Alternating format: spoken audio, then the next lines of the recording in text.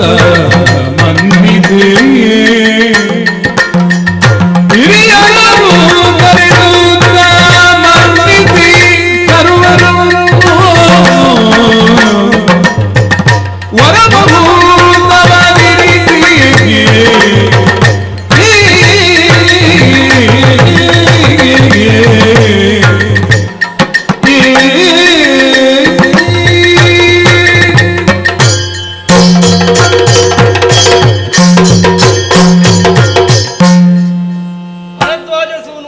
ಪ್ರಪಂಚಮುಖದಲ್ಲಿ ದ್ರೋಣನೆನ್ನುವಂತಹ ಹೆಸರಿನಿಂದ ಗುರುತಿಸಲ್ಪಟ್ಟವನು ನಾನು.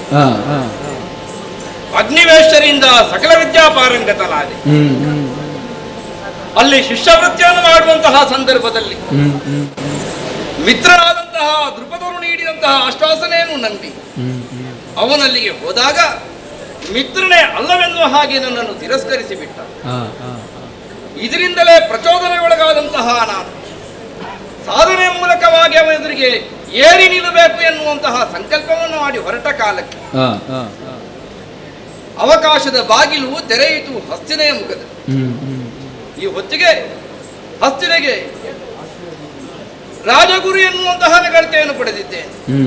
ಇಲ್ಲಿಯ ಕುಲಪತಿಯಾಗಿ ಅರಮನೆಯನ್ನೇ ಗುರುಮನೆಯನ್ನಾಗಿ ಪರಿವರ್ತಿಸಿಕೊಂಡು ಭೀಷ್ಮರ ಆಜ್ಞೆಯಂತೆ ಸಮಸ್ತ ಕೌರವರಿಗೂ ಪಾಂಡವರಿಗೂ ಕೂಡ ಸಕಲ ವಿದ್ಯೆಗಳನ್ನು ಬೋಧಿಸುತ್ತಾ ಇದ್ದೆ. ನನ್ನ ಪಾಲಿಗೆ ಇದು ಅಭಯ ಕ್ಷೇತ್ರವಾಗಿದೆ ಅಂತ ಹೇಳುವುದರಲ್ಲಿ ನನಗೆ ಸಂತೋಷವೇ ಇದೆ. ಕಲಿಯುವುದು ಮುಗಿಯಿತು, ಒಂದಷ್ಟನ್ನು ಮಕ್ಕಳು ಸಂಪಾದಿಸಿಕೊಂಡಿದ್ದಾರೆ. ಒಳ್ಳೆಯ ಭವಿಷ್ಯವನ್ನು ನಿರೀಕ್ಷಿಸಿ ನನ್ನಲ್ಲಿಗೆ ಕಳುಹಿಸಿಕೊಟ್ಟವರು ಭೀಷ್ಮಾಚಾರ್ಯರು. ಏನನ್ನು ಮಕ್ಕಳು ಕಲಿತಿದ್ದಾರೆ ಅದನ್ನು ಅವರೆದುರಿಗೆ ತೋರಿಸುವಂತಹ ಸಮಯ ಒದಗಿ ಬಂದಿದೆ. ಈ ವಿಷಯವನ್ನು ಇವರಲ್ಲಿ ತಿಳಿಸಬೇಕಾಗಿದೆ. ಶಿಷ್ಯಂದಿರಲ್ಲಿ ಎಲ್ಲಿ ನನ್ನ ಶಿಷ್ಯರು ಬರಲಿ ಒಮ್ಮೆ.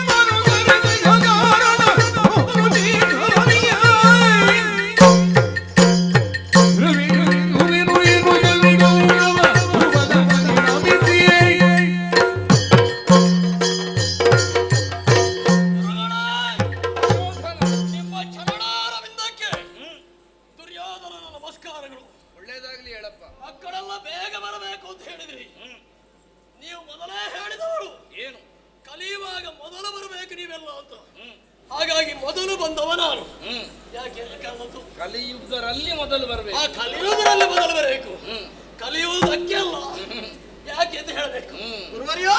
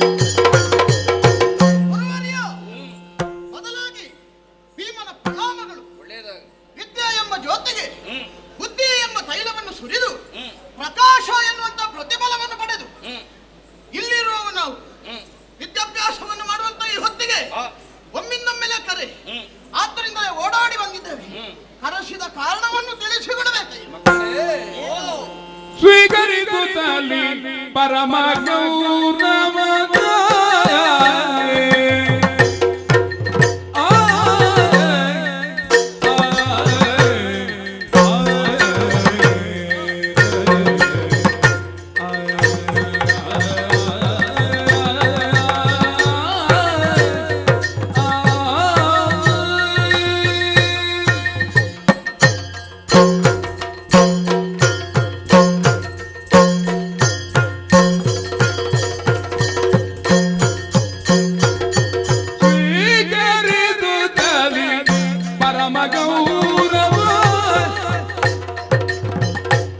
ಕರೆದು ಶಿಷ್ಯರಿಗೆ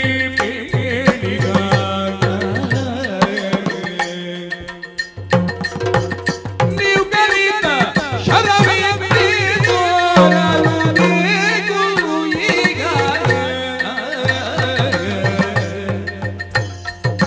ನೀವು ಕಲಿತ ಶರವೇ ತೋರಬೇಕು ಈಗ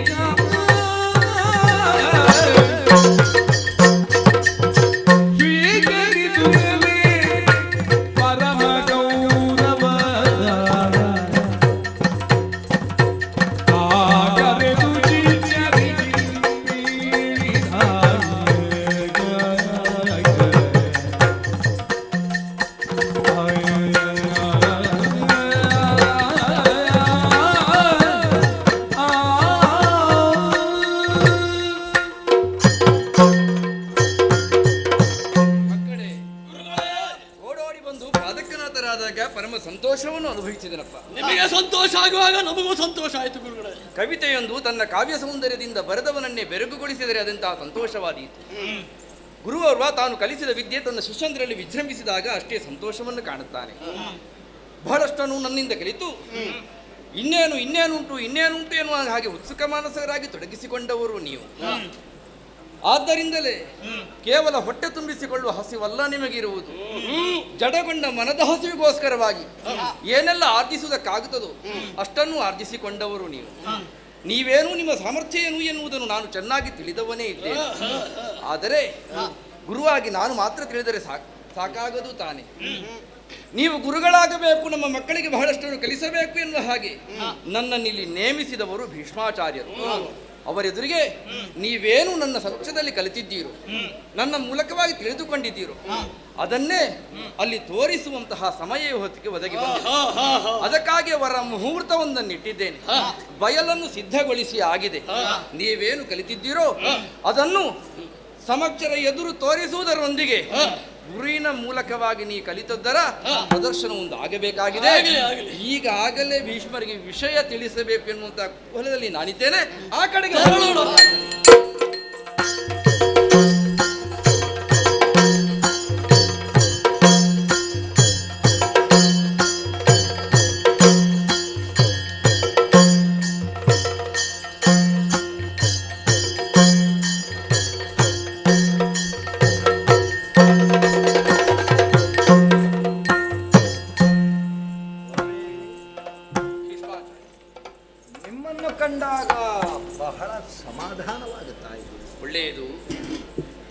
ನಮ್ಮ ಹಸ್ತಿನೆಯ ಆಧಾರ ಸ್ತಂಭವಾದಂತಹ ಹ್ಮ್ ಈ ಮಕ್ಕಳನ್ನು ಕರೆಕೊಂಡು ಬಂದಿರಲ್ಲ.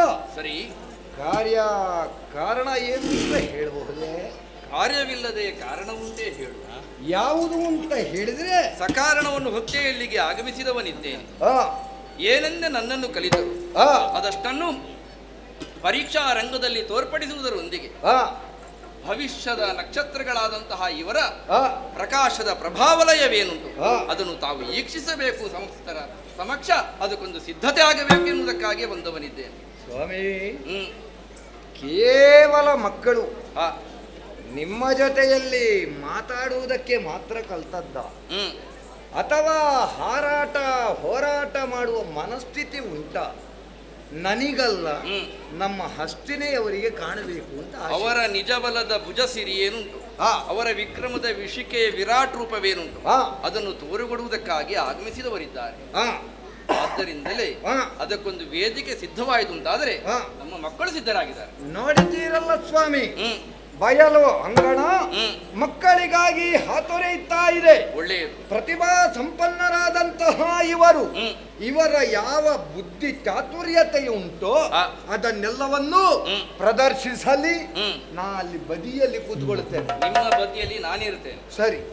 ಮಕ್ಕಳೇ ನೋಡಿ, ನಿಮಗೊಂದು ಈ ಹೊತ್ತಿಗೆ ವೇದಿಕೆ ಸಿದ್ಧವಾಗಿ ನಿಂತಿದೆ. ಹಿರಿಯರೆಲ್ಲರೂ ಕೂಡ ಕಾತರದಿಂದ ವೀಕ್ಷಿಸ್ತಾ ಇದ್ದಾರೆ. ಹೋರಾಟ ಮಾಡುವುದಕ್ಕೆ ಏನು ಬೇಕು ಎನ್ನುವಂತ ಸಿದ್ಧತೆಗಾಗಿ ಇದು ದುಶ್ಯಾಸನ ನಿನಗೆ ಮೊದಲಿಗೆ ಕಡತ, ಆ ಬಳಿಕ ಸಾಮರ್ಥ್ಯವನ್ನು ತೋರಿಕೊಡುವುದಕ್ಕಾಗಿ ಇದು ಭೀಮಸೇನನಿಗೊಂದು ಗದೆ. ಇವ ಭೀಮನ? ಹೌದು, ಇವ ಭೀಮಸೇನ. ಹೇಗೆ ಆಯ್ತು ಆಯ್ತು ಆಯ್ತು ಮಗ, ಪ್ರಾಯ ಆಯ್ತಲ್ಲ. ವಿಷಯ ಅಂದರೆ ನೀವು ಅವರಿಗೆ ನಮಸ್ಕಾರ ಮಾಡಿದ್ದು ಹಿರಿಯವರಾದಂತವರಿಗೆ ಕೇಳಲಿಲ್ಲ. ಬಂದ ಕೂಡಲೇ ನಮಸ್ಕಾರ ಮಾಡಬೇಕು ಮಕ್ಕಳೇ ಏನು ಹಾಗೆ ನಮಸ್ಕಾರ ಮಾಡಿದ್ದೀರಿ ಅವರಿಗೆ ಕೇಳಿ. ನೀವೇ ಪೀಟಿಗೆ ಅಷ್ಟುದ್ದ ಮಾತಾಡಿದ್ರೆ ಮಕ್ಕಳು ನಮಸ್ಕಾರ ಮಾಡುದು ಎಲ್ಲಿಗೆ? ಹೌದು, ನೀವು ಅವರನ್ನು ಬಾಲ್ಯದಿಂದಲೇ ಕಂಡವರು. ಹೌದು. ನಾನು ಬಂದದ್ದು ಈಗಲೇ. ಖಂಡಿತ. ಆದ ಕಾರಣವೇ ಆ. ನನ್ನ ಉದ್ದೇಶವನ್ನು ಸ್ಪಷ್ಟಪಡಿಸಿದ್ದೇನೆ. ಆ. ಸಿದ್ಧಗೊಳಿಸಿ ಮಕ್ಕಳು.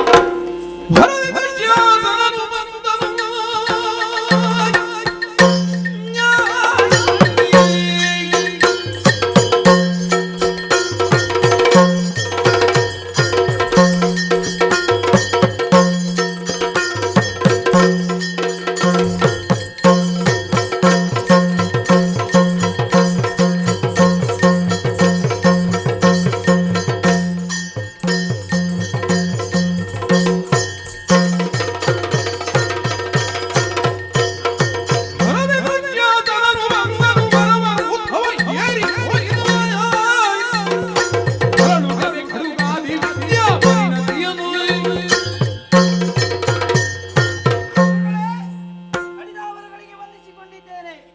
ಅಜ್ಜಯ್ಯ, ವಂದಿಸಿಕೊಂಡಿದ್ದೇನೆ. ದೇವರು ಮನಸ್ಸಿದ್ರೆ ಒಳ್ಳೇದು ಮಾಡಿ. ನೀವು ಒಳ್ಳೇದು ಮಾಡಿದ್ರೆ ನಾನು ಒಳ್ಳೇದಾಗ್ತೇನೆ. ಸರಿ ಮಗ. ಅಜ್ಜಯ್ಯ, ಓ ನೀವು ಹೇಳಿದಂತೆ ಆ. ಇಂದಿನ ದಿವಸದಲ್ಲಿ ನಮಗೆ ಪರೀಕ್ಷೆ. ಆ. ಇಂದಿನ ದಿವಸದ ಪರೀಕ್ಷೆಯಲ್ಲಿ ಆ. ಪ್ರಥಮ ದರ್ಜೆಯಲ್ಲಿ ನಾನು ಉತ್ತೀರ್ಣ ಆಗ್ತೇನೆ. ನಿನಗೆ ಯಾವ ಪರೀಕ್ಷೆ ಮಾಡುದು ಅಂತಲೇ ಗೊತ್ತಾಗುದಿಲ್ಲ ಮಗ. ಅಷ್ಟು ಗೊತ್ತಾಗುವುದಿಲ್ವ ನಿಮಗೆ? ಅಷ್ಟು ಕಲ್ತಿದ್ದೆ ನೀನು ಅಂತ. ಹಾಗೆ ನಿಮ್ಮ ಜೊತೆಗಿರುದಲ್ವಾ ನಾನು? ಹೌದಪ್ಪ, ಗುರುಗಳಿವ್ರೆ ಅಲ್ವಾ? ಹೌದು. ಆ. ಮಗು, ಏನು? ನೀನು ಕುಣಿದದ್ದೆಲ್ಲ ಸರಿ ಉಂಟು, ನಾನು ಕಲಿಸಿದ ಹಾಗೆ ಉಂಟು. ಆ. ಪ್ರತಿ ವರ್ಷದಲ್ಲಿ ಏನುಂಟು ತೋರಿಸು. ಹೌದಾ? ನೋಡಿ.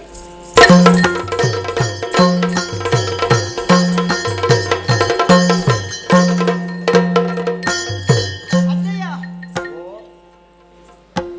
ನೀವು ಎದ್ದು ಬರುವಾಗಲೇ ಹೆದರಿಕೆ ಆಗ್ತಿದೆ ಅಜ್ಜ. ಏನಾದ್ರೂ ಹೇಳ್ತೀರಿ ಅಂತೀರಿ? ಅಲ್ಲ, ನೀ ಇಲ್ಲಿ ಏನು ಮಾಡಿದು ಮಗ? ಕತ್ತಿ ವರಸೆ. ಇದು ಪ್ರಸಂಗ ಯಾವುದು ಅಂತ ನೆನಪುಂಟ? ನೀವೇ ಇಟ್ಟ ಪ್ರಸಂಗ ಅಲ್ವಾ? ಪರೀಕ್ಷಾ ರಂಗ. ಹೌದು ನಿನ್ನ ಪರಾಕ್ರಮದ ಪರೀಕ್ಷೆ ಇಲ್ಲಿ ಆಗಬೇಕಾದ್ದು. ಹೌದು. ಕತ್ತಿ ಬೀಸಿದೆ ಅಲ್ಲ, ಆ. ಏನು ನುಸಿಯನ್ನು ಕೊಂದದ್ದ? ನುಸಿ ಕತ್ತಿಗೆ ಸಿಗ್ತದ ಅಜ್ಜಯ್ಯ? ಮತ್ತೆ ಬೀಸಿದ್ಯಾಕೆ? ಬೀಸಿದ್ದು ಪರೀಕ್ಷೆ ಅಲ್ವಾ? ಹಾಗೆ ಯಾರಲ್ಲಿ ಪರೀಕ್ಷೆ? ನಾನೇ ಮಾಡಿದ್ದು. ಈಗ ಎದುರ ಸಮರ್ಥನಾದಂತಹ ಪ್ರತಿಸ್ಪರ್ಧಿ ಇಲ್ಲದೆ ಕರ್ಮದ್ದ ನಿನ್ನದು ಆದ್ರೂ ಪರೀಕ್ಷೆ? ಪರೀಕ್ಷೆಯಲ್ಲಿ ಹೀಗೆ ಅಲ್ವಾ? ನಿನ್ನ ಇದು ಜೀವನದಲ್ಲಿ ಪರೀಕ್ಷೆಗೆ ತಯಾರಜ್ಜ. ಯಾರಪ್ಪ ಪಾಂಡವರಲ್ಲಿ ಯಾರಾದ್ರೂ ಒಬ್ಬರು ತಯಾರಾಗಿ ಅವನಿಗೆ? ಅಜ್ಜಯ್ಯ,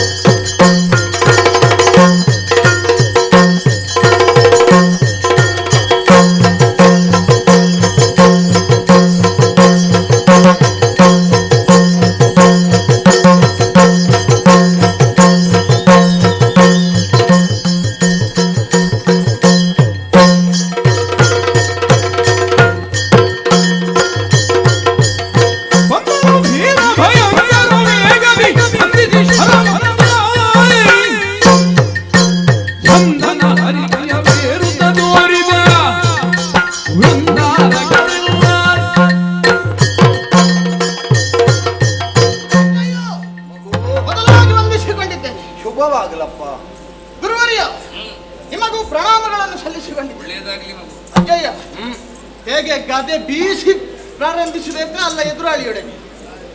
ಮಗ, ಸಭೆಯನ್ನೊಮ್ಮೆ ಸರಿಯಾಗಿ ಅವಲೋಕನ ಮಾಡು.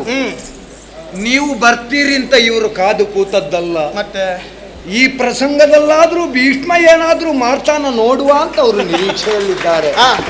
ಮಗು, ಹಾಗಾದ್ರೆ ಗದೆ ನೀವು ಇಟ್ಕೊಳ್ಳಿ ಅಜ್ಜಯ್ಯ. ಇಲ್ಲ ಮಗ, ಮತ್ತೆ ನಿಮ್ಮ ವಯಸ್ಸಿನಲ್ಲಿ ನಿಮಗಿಂತ ಹೆಚ್ಚು ಹಾರಾಟ ಹೋರಾಟ ಎಲ್ಲ ಮಾಡಿ ಆಗಿದೆ. ನಿಮ್ಮ ಆಶೀರ್ವಾದ ನಮಗಿರ್ಲಿ. ಆದ್ರೆ ಈ ಹೊತ್ತಿಗೆ ಇಷ್ಟು ಸಾಕು ಅಂತ ಸುಮ್ಮನಿದ್ದೇನೆ. ಆದ್ರೆ ಒಂದು, ಏನು? ನನ್ನ ಮೊಮ್ಮಗ ನೀನು. ನಿನ್ನ ಮರ್ಯಾದೆ ಹೋದ್ರೂ ಅಡ್ಡಿ ಇಲ್ಲ, ನನ್ನ ಮರ್ಯಾದೆಗೆ ತೊಂದರೆ ಆಗ. ನನ್ನ ಮರ್ಯಾದೆ ಹೋದ್ರೆ ಅದು ನಿಮ್ಮ ಮರ್ಯಾದೆ ಹೋದಾಗಲ್ವಾ? ಅದನ್ನೇ ಹೇಳಿದ್ದು. ಹಸ್ತಿನೆಯ ಮರ್ಯಾದೆ ಹೋದ ಹಾಗೆ ಆ ಮರ್ಯಾದೆ ಹೋಗದ ರೀತಿಯಲ್ಲಿ ವರ್ತಿಸು. ಸರಿ, ವಿಶ್ವಾಸನ ಸಿದ್ಧನಾಗು, ಸಿದ್ಧನಾಗು.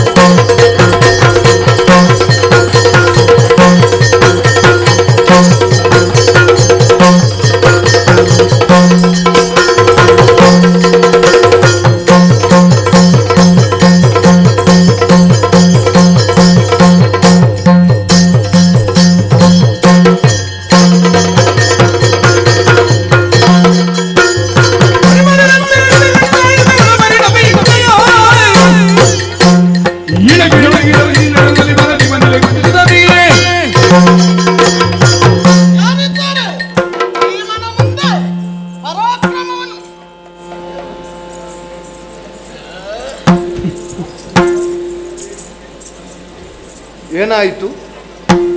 ಪರೀಕ್ಷೆ. ಯಾರದ್ದು? ನನ್ನದ್ದು. ರಕ್ತ ಪರೀಕ್ಷೆಯ? ಅಲ್ಲ.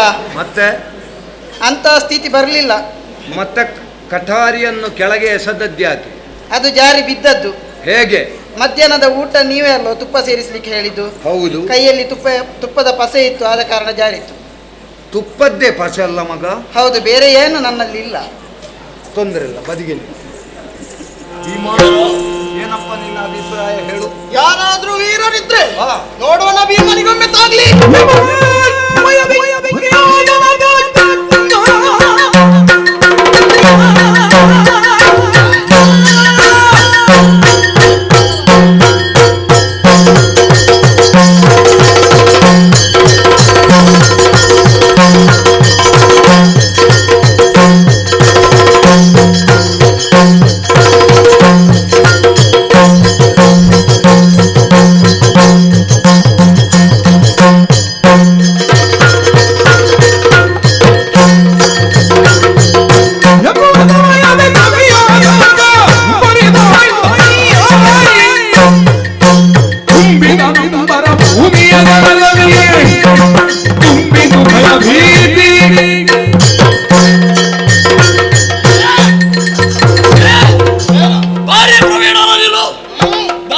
ಪರೀಕ್ಷೆ ಕೊಟ್ಟಿಯ ನೀನು?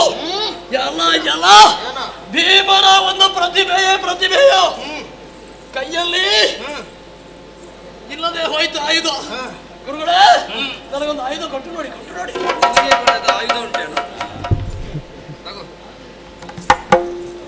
ಆಯುಧ ಬಂತು.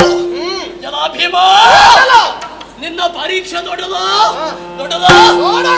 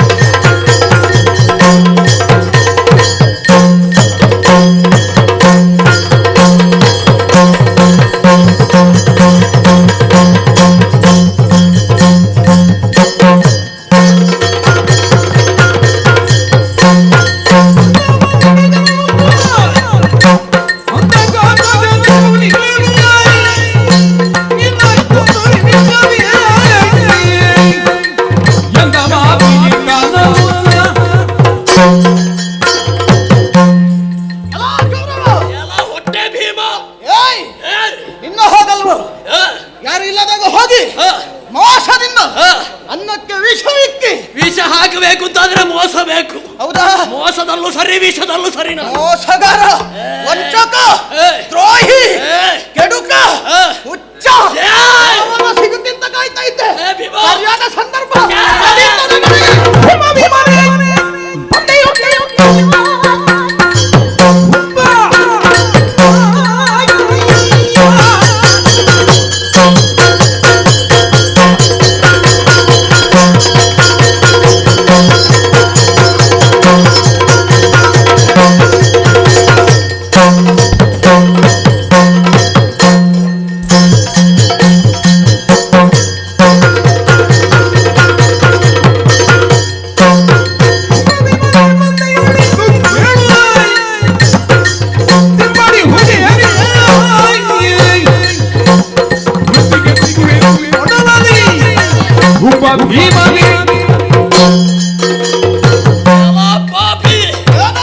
ಎಷ್ಟು ಸುಖವಾಗಿತ್ತು ನಾವೆಲ್ಲರೂ ಹಸ್ತಿನಾವತಿಯಲ್ಲಿ. ನೀನು ಮತ್ತೆ ನಿನ್ನ 4 ಜನ ಬಂದದ್ದು ಇಲ್ಲಿ ಮಾಡಿಟ್ಟದ್ದು ಯಾರಿಗೂ ಸಾಕಾಗುವುದಿಲ್ಲ. ಹೊಟ್ಟೆ ಬಾಕ ನಿನ್ನ ಹೊಟ್ಟೆ ಹೊಡಿತೇನೆ. ನಿನ್ನ ಆ ಪಾಪಿ ಕೈ ಕಾಲುಗಳನ್ನು ತುಂಡರಿಸ್ತೇನೆ, ತಲೆ ಪುಡಿ ಮಾಡ್ತೇನೆ.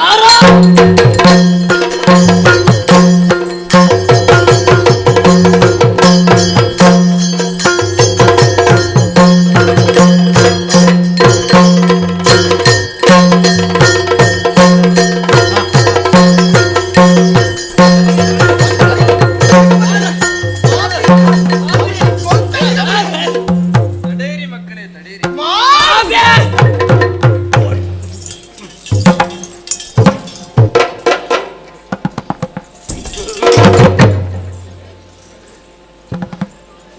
ಪಾಪಿ ಬಡಿತಾನೆ ತಲೆ ಈಗ. ಅಜ್ಜ ಇದ್ದಾರೆ, ಇನ್ನು ಮೂಗಿಗೆ ಬಡಿತಾನೆ ಈಗ. ಪಾಪಿ ಅಜ್ಜ ಇದ್ದಾರೆ. ನಾನು ಪಾಪಿಯ ಅವ ಪಾಪಿಯ?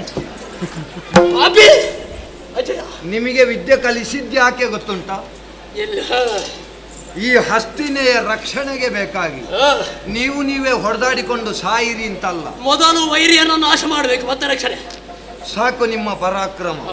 ಆಚಾರ್ಯರೇ, ಪರಸ್ಪರ ಬೆಂಕಿಯನ್ನು ಬೆಣ್ಣೆಯನ್ನು ಹತ್ತಿರದಲ್ಲಿ ಇಡುವುದು ಬೇಡ. ಬೇರೆ ಏನಾದ್ರೂ ಇದ್ರೆ ತೋರಿಸಿ. ಇಷ್ಟು ಜನರ ಪರಾಕ್ರಮವನ್ನು ನೋಡಿ ಆಯ್ತು. ಇನ್ನು ಪ್ರೀತಿಯಲ್ಲಿ ನನಗೆ ನನ್ನ ಮಗನಿಗಿಂತಲೂ ಹೆಚ್ಚು ಪರಾಕ್ರಮದಲ್ಲಿ ಎಲ್ಲ ಅಸ್ತ್ರಶಸ್ತ್ರಗಳನ್ನು ಅದರ ವೈದುಷ್ಯಗಳನ್ನೆಲ್ಲ ಕರಗತ ಮಾಡಿಕೊಂಡು ಇಂದ್ರಸೂನುವಾಗಿ ಪರಾಕ್ರಮದಲ್ಲಿ ಉಪೇಂದ್ರ ಸದೃಶನಾಗಿ ತನ್ನ ಪೌರುಷ ಪ್ರದೀಪ್ತಿಯನ್ನು ಪ್ರಕಾಶಾವಸ್ಥೆಯಲ್ಲಿ ಪ್ರಸ್ಫುಟವಾಗಿ ಪ್ರಕಟೀಕರಿಸಲು ಬರುವವ ಪಾರ್ಥ ನೋಡಿ, ಪಾರ್ಥ.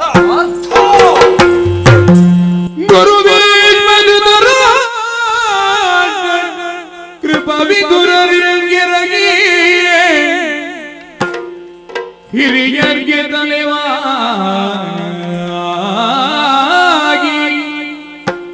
ಹಿರಿಯರಿಗೆ ತಲೆವಾಗಿ, ಗಾಂಧಾರಿ ಕುಂತಿಯಣುಗರ ಸಿರಿಚರಣ ಗೌವಾಗಿ,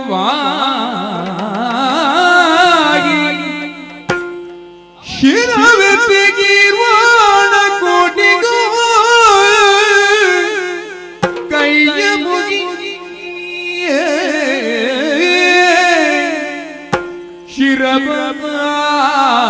ಶಿರಬಾಗಿ ಗೀರ್ವಾಣ ಕೋಟಿಗೂ ಕೈಯ ಮುಗಿಗೆ ನೆರವಿಗರ್ಕಂಡವನ ಬಲ್ಮೆಯು ಫಲುಗುಣನೇ ಚರಿತಾರ್ಥ ನಿಖಿಲ ವಿದ್ಯೆಗೆ ಪದಕ ವಿನಯ ಗುಣ ಭರಿತನೇ ತೋರಿದವು ದಿವ್ಯಾಸ್ತ್ರ ನಿಖರಗಳ ಕೈ ಚಳಕದಿ ತುಗೆಗಳ ನಿಖಿಲ ವಿದ್ಯೆಗೆ ಪದಕ ವಿನಯ ಗುಣ ಭರಿತನೇ ತೋರಿದವು ದಿವ್ಯಾಸ್ತ್ರ ನಿಖರಗಳ ಕೈ ಚಳಕದಿ ತುಗೆಗಳ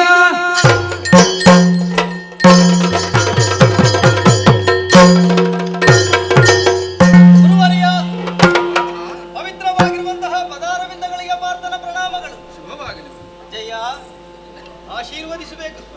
ಒಳ್ಳೇದಾಗ್ಲಿ ಮಗ, ನಮ್ಮದು ಯಾವಾಗಲೂ ಉಂಟು.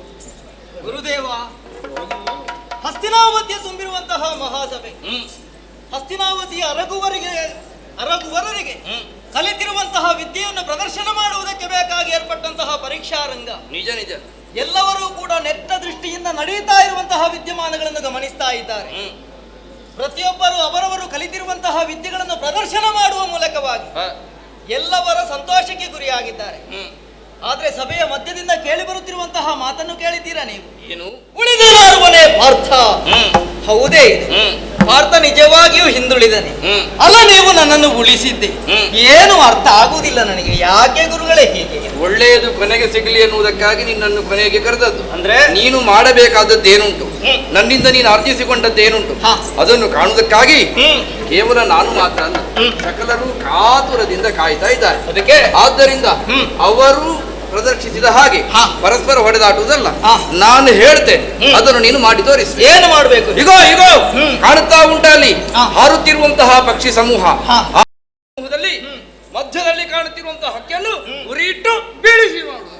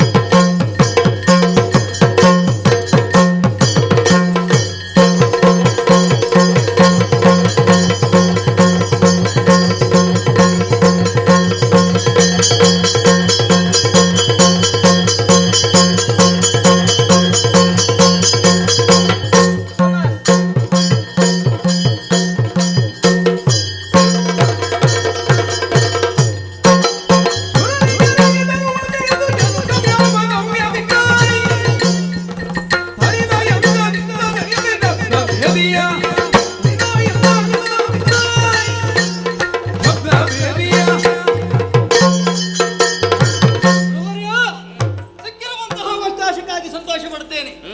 ಧನುರ್ವಿದ್ಯಾಭ್ಯಾಸದಲ್ಲಿ ವಿಶೇಷವಾಗಿರುವಂತಹ ಆಸಕ್ತಿಯನ್ನು ಹೊಂದಿದವ ನಾನು. ಸರಿ, ಅದ ನಿಮ್ಮಾಚೆಯ ಪ್ರಕಾರ ಕಾಣುತ್ತಿರುವಂತಹ ಹಕ್ಕಿಗಳ ಸಮೂಹ, ಅದರಲ್ಲಿ ಮಧ್ಯದಲ್ಲಿ ಹಾರುತ್ತಾ ಇರುವಂತಹ ಒಂದು ಪಕ್ಷಿ, ಆ ಪಕ್ಷಿಯ ಕಣ್ಣಿಗೆ ಗುರಿಯಾಗಿಟ್ಟು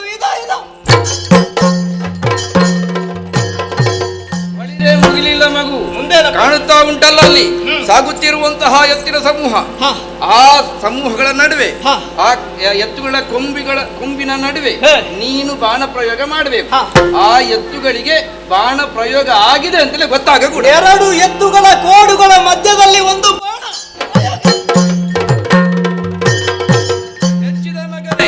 ಮುಗಿಲಿಲ್ಲ. ಕೇಳುತ್ತಾ ಉಂಟ ಹಕ್ಕಿಗಳ ಕೂಜನ ಒಂದು. ಎಲ್ಲಿಂದ ಕೇಳುತ್ತಾ ಉಂಟು ಎನ್ನುವುದು ನಮಗೆ ಅರಿವಿಗೆ ಬರುತ್ತಾ ಇಲ್ಲ. ಶಬ್ದವನ್ನೇ ಅನುಲಕ್ಷಿಸಿಕೊಂಡು ಲಕ್ಷ್ಯವೇನು ಮಾಡಿ ಶಬ್ದವೇದಿಯಲ್ಲಿ ನೀನು ನಿಷ್ಣಾತನಾದಿ ಎನ್ನುವುದು ಈ ಹೊತ್ತಿಗೆ ಎಲ್ಲರಿಗೂ ಪರಿಚಿತವಾಗಿ ಹೋಯಿತು. ಕೇವಲ ಅಷ್ಟಕ್ಕೆ ಸಾಧಿತವಾಗುವುದಿಲ್ವಲ್ಲ, ನೀನು ಕಲಿತಂತಹ ಅಸ್ತ್ರವಿದ್ಯೆ ಮತ್ತು ಮಂತ್ರಾಸ್ತ್ರಗಳನ್ನು ಪ್ರಯೋಗಿಸಿ ತೋರಿಸು. ಇದು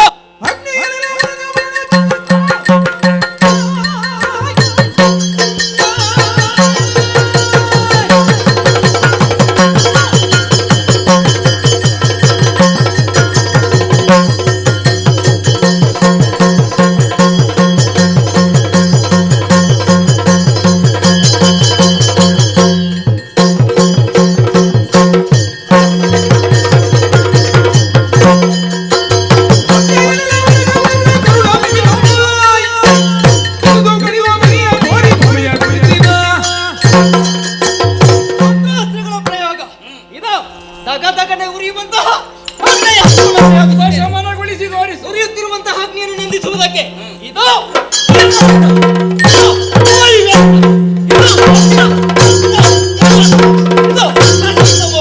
ಹೆಚ್ಚಿನ ಮಗನೇ.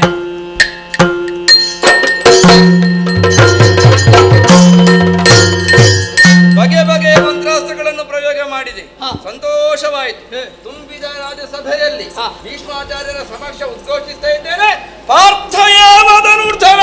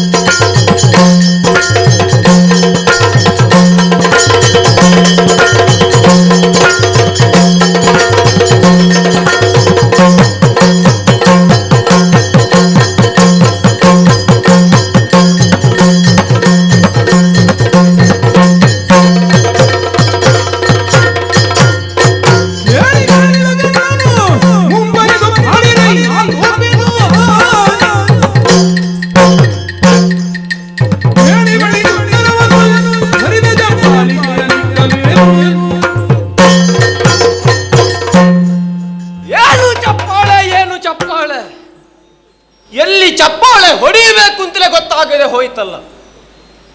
ಎಲ್ಲರೂ ಸೇರಿದಂತಹ ಈ ಪರೀಕ್ಷಾ ರಂಗದಲ್ಲಿ ಅರ್ಜುನ ಮಾಡಿದಂತಹ ಕೃತ್ಯವನ್ನು ಕಂಡು ದ್ರೋಣಾಚಾರ್ಯರು ಆಡಿದಂತಹ ಮಾತನ್ನು ಕೇಳಿದೆ.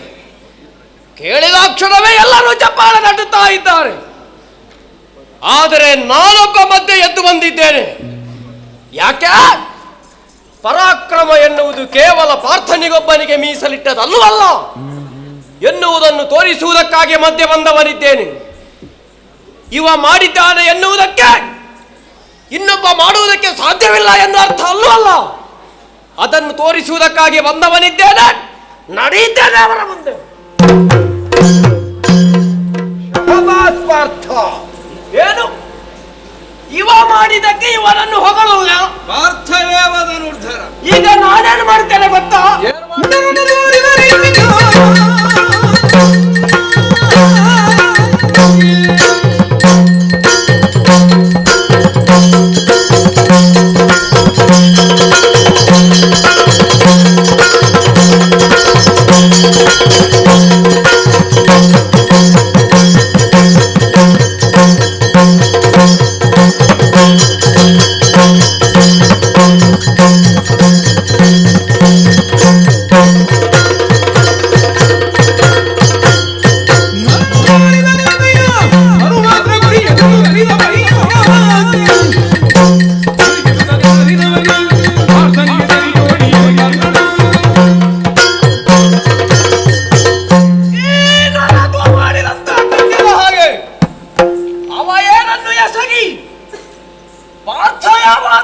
ಎನ್ನುವ ಹಾಗೆ ನಗಲ್ತೆಯನ್ನು ಪಡೆದಿದ್ದಾನು.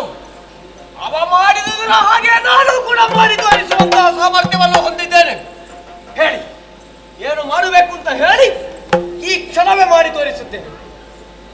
ಅವನ ಅಸ್ತ್ರ ಪ್ರಯೋಗ, ಅವನದ್ದಾದಂತಹ ಸವ್ಯೋಪಸವ್ಯವಾಗಿ ಬಾಣವನ್ನು ಪ್ರಯೋಗಿಸುವಂತಹ ಕಲೆ, ಇದನ್ನೆಲ್ಲ ನೋಡಿ ಸಭೆಗೆ ಬಂದಿದ್ಯಲ್ಲ. ಈಗ ನೀ ಏನು ಮಾಡುವುದು ಅಂತ ನಿನ್ನ ತೀರ್ಮಾನ? ಅವ ಏನು ಮಾಡಿದ್ದಾನೆ ಅದೆಲ್ಲವನ್ನು ಮಾಡ್ತೇನೆ. ಮಾಡ್ತೀಯ? ಹೌದು. ಏನು ಮಗ, ನೀನೇನು ಮುಖ ನೋಡುದು?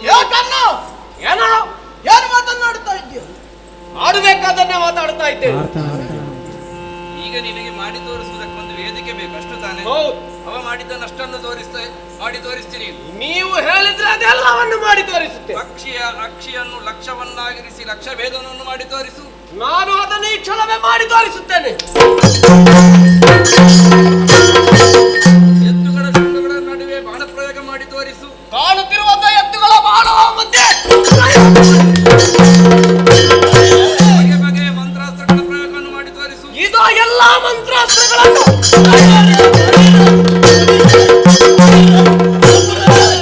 ಸಂಹಾರವನ್ನು ಮಾಡಿದ್ದು ಸಂತೋಷವಾಯಿತು. ಆದ್ರೆ ಮತ್ತೊಂದು ಉಂಟಯ್ಯ, ಆಗ ಅವನಲ್ಲಿ ಅಷ್ಟನ್ನು ಹೇಳಿ ಆ ಬಳಿಕ ಕಣ್ಸಣ್ಣೆಯಲ್ಲಿ ಒಂದಷ್ಟನ್ನು ಹೇಳಿದೆ. ನೀನದನ್ನು ಗಮನಿಸಿದ್ಯೋ ಇಲ್ಲಿಯೋ ಗೊತ್ತಿಲ್ಲ. ಕಣ್ಸಣ್ಣೆಯಲ್ಲೇ ವ್ಯೂಹ ರಚನೆ ಮಾಡಿ ಅದನ್ನು ಉಪಸಂಹಾರ ಮಾಡು ಎನ್ನುವ ಹಾಗೆ ನನ್ನ ಕಣ್ಸಣ್ಣೆಯನ್ನು ಅನುಲಕ್ಷಿಸಿಕೊಂಡು ಬಗೆ ಬಗೆಯ ವ್ಯೂಹ ರಚನೆಯನ್ನು ಮಾಡಿ ಮತ್ತದನ್ನು ಭೇದಿಸಿಯೂ ತೋರಿಸಿದ. ನೋಡುವ ನನ್ನ ಕಣ್ಣ ಸನ್ನೆಯನ್ನು ಅನುಲಕ್ಷಿಸಿಕೊಂಡು ಮಾಡಿ ತೋರಿಸು.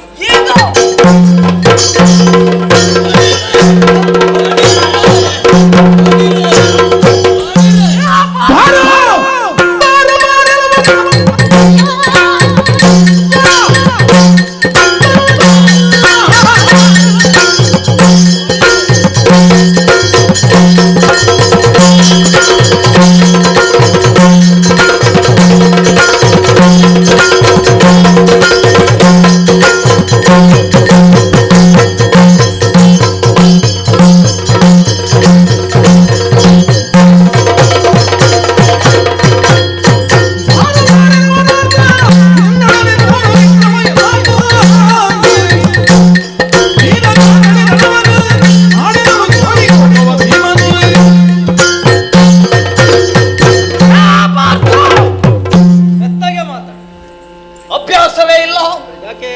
ದ್ರೋಣರು ಹೇಳಿದ ಹಾಗೆ ಪ್ರತಿಯೊಂದನ್ನು ಮಾಡಿ ತೋರಿಸಿದೆಯಾ? ಅವಕಾಶ ಸಿಕ್ಕಿದಲ್ಲ ನಿನಗೆ. ಅದೇ ಅವಕಾಶವನ್ನು ಉಪಯೋಗಿಸಿಕೊಂಡೆ. ಯಾವುದೆಲ್ಲವನ್ನು ಮಾಡಿ ಎಲ್ಲರಿಂದ ನೆಗಳತೆಯನ್ನು ಪಡೆದೆಯಾ? ನಿನಗೆ ಇನ್ನೊಬ್ಬ ನೀನು ಮಾಡಿದದನ್ನು ಮಾಡುವಂತಹ ಸಾಮರ್ಥ್ಯ ಇನ್ನೊಬ್ಬ ಇಲ್ಲ ಅಂತ ಭಾವಿಸಿದೆ ಅಂತಾದ್ರೆ ಖಂಡಿತ ಇಲ್ಲ. ಅದನ್ನು ಸುಳ್ಳಾಗಿಸುವುದಕ್ಕಾಗಿ ಬಂದವನಿದ್ದೇನೆ. ಸಂತೋಷಗೊಂಡಿದ್ದೆ. ಎಲ್ಲವನ್ನು ಮಾಡಿ ಪೂರೈಸಿದ್ದೇನೆ.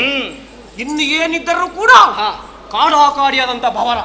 ಪಾರ್ಥ ಬಾ ಬಾ ಬಾ.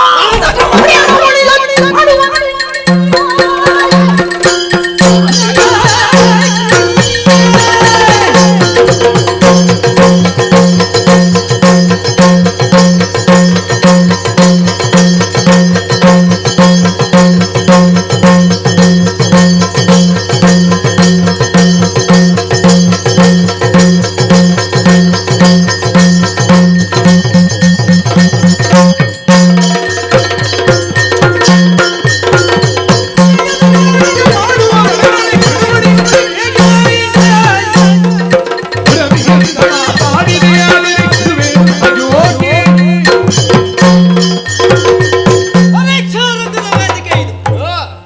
ಎಲ್ಲರೂ ತೋರ್ಪಡಿಸ್ತಾ ಇದ್ದಂತಹ ಕಾಳಗವನ್ನು ಸಭೆಯ ಮಧ್ಯದಲ್ಲಿದ್ದುಕೊಂಡು ಗಮನಿಸ್ತಾ ಇದ್ದವ ನೀನು. ಹೌದು. ಪಕ್ಕನೆ ಎದ್ದು ಬಂದೆ. ವೇದಿಕೆಯನ್ನು ಏರುವಂತಹ ಅವಕಾಶ ಇಲ್ಲದಿದ್ರೂ ಕೂಡ ಮುನ್ನುಗ್ಗಿ ಬಂದ ಅವಕಾಶವನ್ನು ಕೇಳಿದೆ. ಅವಕಾಶವನ್ನು ಕೊಟ್ಟಿದ್ದಾರೆ. ಅರ್ಜುನ ಯಾವುದೆಲ್ಲವನ್ನು ಮಾಡಿ ತೋರಿಸಿದ್ದಾನೋ ಅದೆಲ್ಲವನ್ನೂ ಕೂಡ ಪ್ರದರ್ಶನ ಬಟ್ಟೆ ಮಾಡಿದೆ. ಎಲ್ಲರೂ ಸಂತೋಷ ಪಡುವಂತಹ ಕಾಲಕ್ಕೆ ಅವರಿಗಿಂತಲೂ ಹೆಚ್ಚಾಗಿ ಸಂತೋಷಗೊಂಡವ ನಾನು. ಯಾಕೋ? ಆದ್ರೆ ಕೊನೆಗೆ ಹೇಳಿದ್ದೇನು, ಯುದ್ಧಕ್ಕೆ ಬರಬೇಕು ಎನ್ನುವ ಹಾಗೆ. ಮತ್ಸರದ ಮುದ್ದೆ ನಾನಾಗಿ ಪಡೆದುಕೊಂಡಂತಹ ಬಿರುದಲ್ಲ, ಮತ್ತಿನ್ನೇನು? ನನ್ನದಾಗಿರುವಂತಹ ಸಾಧನೆಗೆ ಗುರುಗಳೇ ಕೊಟ್ಟಿರುವಂತಹ ಕಾರಣಕ್ಕೆ ಯುದ್ಧಕ್ಕೆ ಕರೀತೆ ಅಂದ್ರೆ ಸದೆ ಬಡಿದಾನೆ ಜಾಗ್ರತೆ.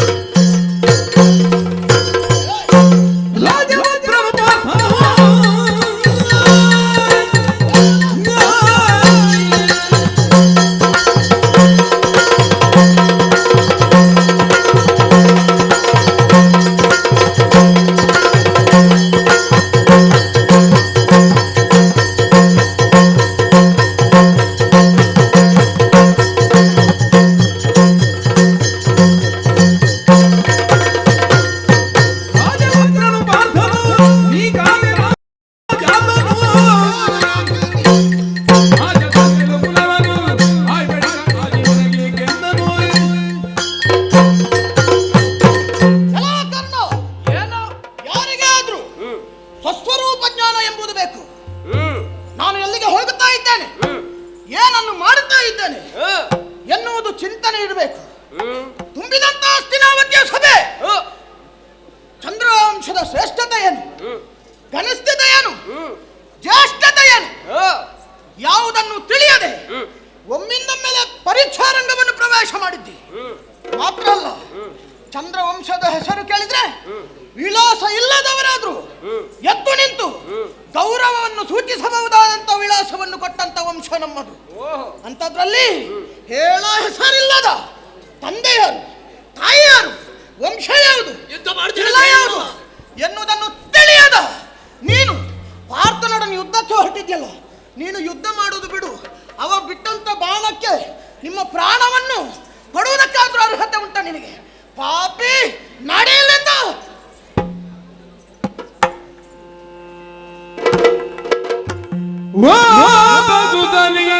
ತೆರದಿ ನಿಂದಿದೆ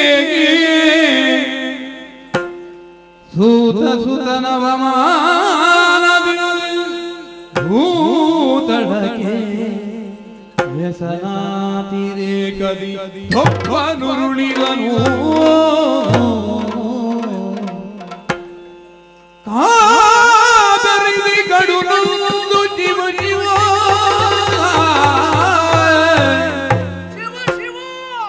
ಜಾತಿಯೊಳಗೆ ಉಂಟು ಕಾಣೆನು,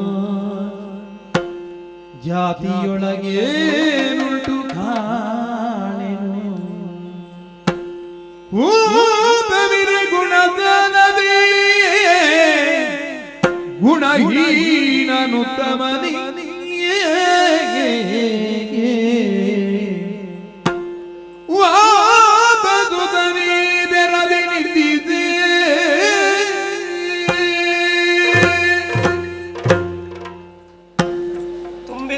ಸಭೆಯಲ್ಲಿ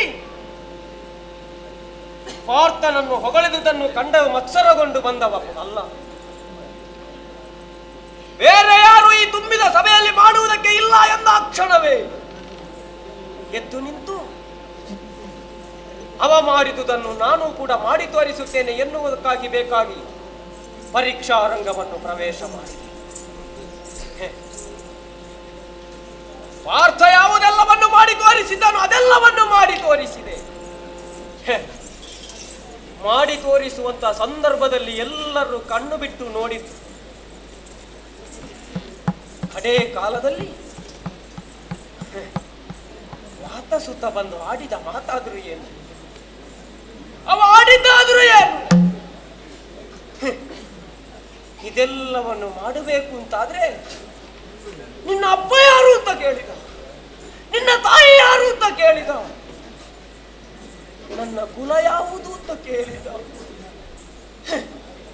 ಹೇಗೆ ಉತ್ತರಿಸಲಿ ನಾನು, ಹೇಗೆ ಉತ್ತರಿಸಲಿ? ಶಿವ ಶಿವ ಉತ್ತರಿಸಲಿ. ಕುಲವೇ ಎನಗೆ ಕುಠಾರವಾದುದು, ಕುಲವೇ ಎನಗೆ ಕುಠಾರವಾದುದು, ನೆಲಕ್ಕೆ ಭಾರತನಾದಿ ಜೀವಿಸಿ, ನೆಲಕ್ಕೆ ಭಾರಕನಾದಿ ಜೀವಿಸಿ, ಫಲವಗಾಣಿನು ಮಾನವಿಲ್ಲದ ಹರಣವಿಲ್ಲೇ, ಮಾನವಿಲ್ಲದ ಹರಣವಿಲ್ಲೇ, ಕಳೆದೆನೆದುದಳು ಮಿತ್ರನ ಬಳಿಯ ದಾರಿದು ನುಡಿದ, ಕುಲವೇ ಎನಗೆ ಕುಠಾರವಾದುದು. ಆ ಆ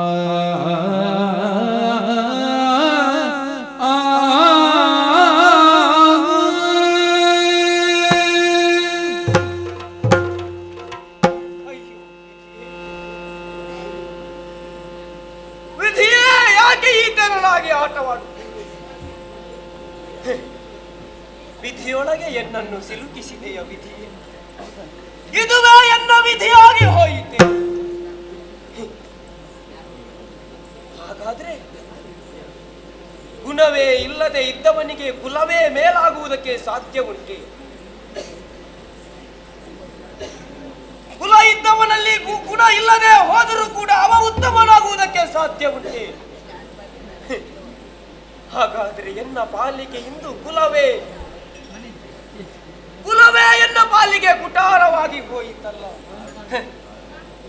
ಇದೆಲ್ಲವನ್ನು ಕೇಳಿ ನಾನಿನ್ನು ಬದುಕಬೇಕು, ನಾನಿನ್ನು ಈ ಪ್ರಪಂಚದ ಬೆಳಕನ್ನು ಕಾಣಬೇಕು. ಇಲ್ಲ ಇಲ್ಲ, ಈ ಅಪಮಾನವನ್ನು ಸಹಿಸಲಾರೆ, ಈ ಅಪಮಾನವನ್ನು ಕೇಳಿ ಪ್ರಪಂಚದಲ್ಲಿ ಬದುಕಲಾರೆ. ಈ ಪ್ರಾಣ ನನಗೆ ಬೇಡ ಬೇಡ ಬೇಡ.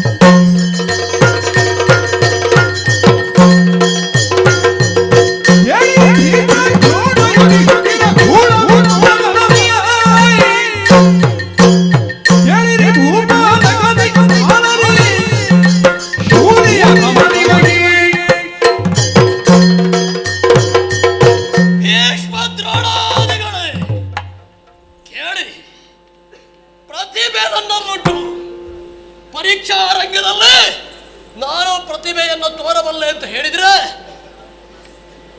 ಜಾತಿಯನ್ನು ಕೇಳುತ್ತೀರಿ, ಪದವಿಯನ್ನು ಕೇಳುತ್ತೀರಿ. ಪದವಿ ಇಲ್ಲದವನಿಗೆ ಹಾಗಿದ್ರೆ ಪ್ರತಿಭೆ ಇರಬಾರದೆ? ಪ್ರತಿಭೆ ಇರುವವನಿಗೆ ಪದವಿ ಬೇಕೇ ಬೇಕೇ.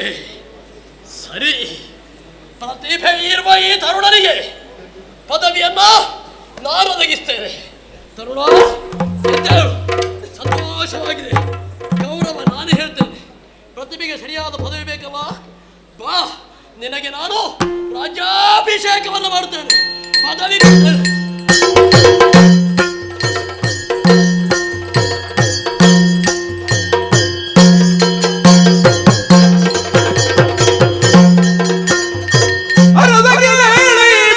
ಗೌರವ ಧರಿಸಿ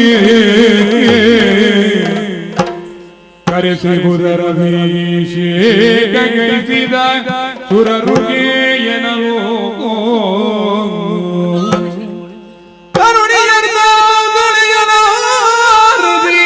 ಪರಮದಂದದ ಹುಲಿಗಣವೋ ಕುರುಬರನ ಪದ ಕೆರಗಿ ನುಡಿದನು ಭಾವಚ್ಯುತಿಯಲ್ಲಿ ಸಿಂಹಾಸನವನೇರಿಸಿ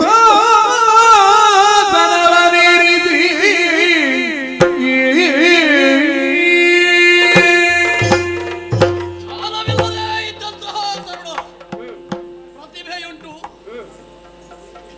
ಸೂರ್ಯನಂತೆ ಪ್ರಕಾಶಿಸುವವರಿಗೆ ಆಕಾಶವಿಲ್ಲದೆ ಹೋಯಿತು. ಪದವಿಯನ್ನು ನಾನು ಒದಗಿಸಿದ್ದೇನೆ.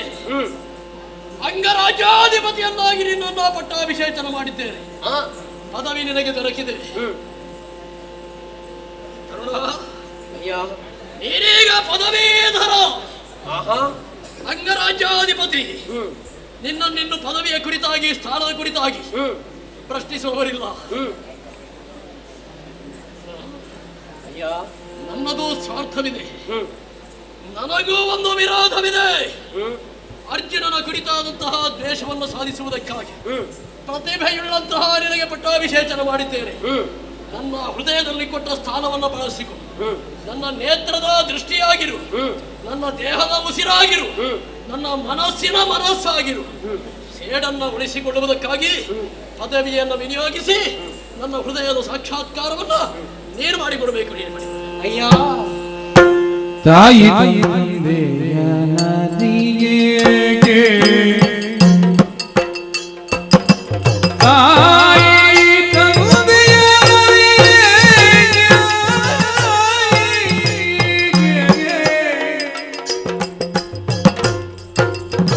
ಎನ್ನಯ ಮಾರುಳಿಸಿದೆ ಕಾಯ ಗುಳಿಸಿದೆ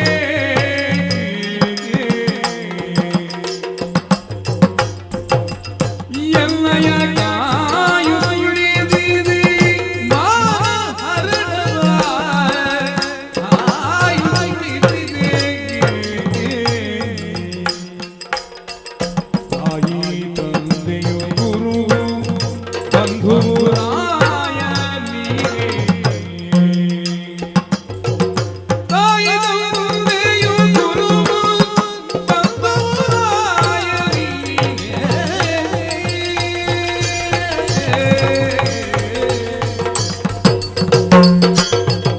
ತಾಯಿ ತಂದೆಯ ಎನ್ನಯ ಕಾಯು ತುಳುತ್ತಿದೆ ರಾಯ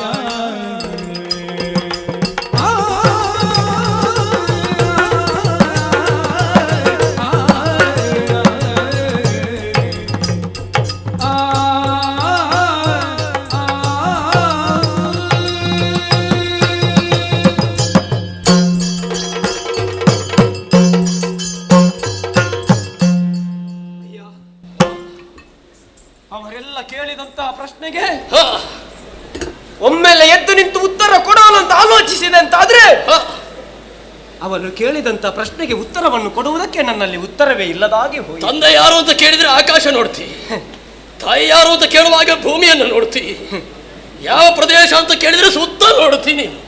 ಮೇಲ್ನೋಟಕನಾದೆ, ಕೆಳನೋಟಕನಾದೆ, ಕಡೆಗೆ ಅವರು ಕೇಳಿದಂತ ಪ್ರಶ್ನೆಗೆ ಈ ಪ್ರಪಂಚದಲ್ಲೇ ಉತ್ತರ ಇಲ್ಲದಾಗಿ ಹೋದ ಮೇಲೆ ಈ ಪ್ರಪಂಚದಲ್ಲಿ ಬದುಕಿ ಫಲವಿದ್ದೇನೆ. ನನ್ನ ಬದುಕಿನ ಪ್ರಶ್ನೆಗೆ ಉತ್ತರವನ್ನು ನಿನ್ನಲ್ಲೇ ಕಂಡುಕೊಂಡೆ. ಆದರೆ ನನಗೆ ಆವಾಗ ಉತ್ತರವೇ ಇಲ್ಲದಾಗಿ ಹೋಯಿತು. ನನಗಾಗಲೇ ಉತ್ತರ ಸಿಕ್ಕಿತಲ್ಲ. ನಿನಗೆ ಸಿಕ್ಕಿದ ಉತ್ತರಕ್ಕೆ ಬೇಕಾಗಿ ಅದಕ್ಕುತ್ತರವಾಗಿ ನನ್ನನ್ನೇ ಪಟ್ಟಕ್ಕೇರಿಸಿದೆ. ರಾಜ್ಯ ಇಲ್ಲದವನಿಗೆ, ಕುಲ ಇಲ್ಲದವನಿಗೆ ಅಂಗಾಧಿಪತ್ಯವನ್ನು ಕೊಟ್ಟು ಅಂಗದೇಶಕ್ಕೆ ಅಧಿಪತಿ ಕರ್ಣ ಎನ್ನುವ ಹಾಗೆ ಮಾಡಿದೆ. ಇನ್ನು ಯಾರು ನಿನ್ನ ರಾಜ್ಯ ಯಾವುದು ಅಂತ ಕೇಳುವುದಕ್ಕಿಲ್ಲ. ರಾಜ್ಯ ಪಟ್ಟಾಭಿಷಿಕ್ತನನ್ನಾಗಿ ಮಾಡಿದೆ. ಇನ್ನು ತಂದೆ ಯಾರು ತಾಯಿ ಯಾರು ಅಂತ ಕೇಳಿದರೆ ರವಿ ಚಂದ್ರನನ್ನು ನೋಡಬೇಕು ಅಂತಿಲ್ಲ. ಇನ್ನು ರವಿಚಂದ್ರ ಇಲ್ಲೇ ಅಲ್ವಾ? ನನ್ನ ಪಾಲಿಗೆ ತಂದೆಯಾಗಿ ತಾಯಿಯಾಗಿ ಬಂದವ ನೀನಲ್ಲದೆ ಮತ್ತಿನ್ನ. ಈ ಸಂದರ್ಭದಲ್ಲಿ ತಂದೆಯಾಗಿ ತಾಯಿಯಾಗಿ ಬಂದವ ನೀನು. ತಂದೆ ತಾಯಿಯ ಋಣವನ್ನು ತೀರಿಸಬೇಕಾದ ಈ ಸಂದರ್ಭದಲ್ಲಿ ನನ್ನ ಆದ್ಯ ಕರ್ತವ್ಯ. ಇನ್ನು ಏನಿದ್ದರೂ ಕೂಡ ಈ ಕರ್ಣನ ಬದುಕು ಅದು ಈ ಕೌರವನಿಗೆ ಬೇಕಾದ. ಇಂದಿನಿಂದ ಅಪಾರ್ಥ ಕೇವಲ ನಿನ್ನ ದ್ವೇಷ ಅಲ್ಲ. ಇಂದಿನಿಂದ ಯಾರು ನಿನ್ನ ದ್ವೇಷಗಳಿದ್ದಾರೋ ಅವರೆಲ್ಲರೂ ಕೂಡ ಈ ಕರ್ಣನ ದ್ವೇಷಗಳಾಗುತ್ತಾರೆ. ನೀನು ನನಗೆ ಕೊಟ್ಟಂತ ಮಿತ್ರತ್ವವೇ ನಿನ್ನ ವಿರೋಧಿಯಾದಂತ ಪಾರ್ಥ ಅಲ್ಲ, ಎಲ್ಲ ವಿರೋಧಿಯಾದಂತ ಪಾರ್ಥನಿಗೆ ಬೇಕಾಗಿ ಈ ಮಿತ್ರತ್ವವೇ ಇಂದಿನಿಂದ ಗಟ್ಟಿಯಾಗಬೇಕು. ಕೌರವೇಶ್ವರ, ಇದು ಮತ್ತೊಮ್ಮೆ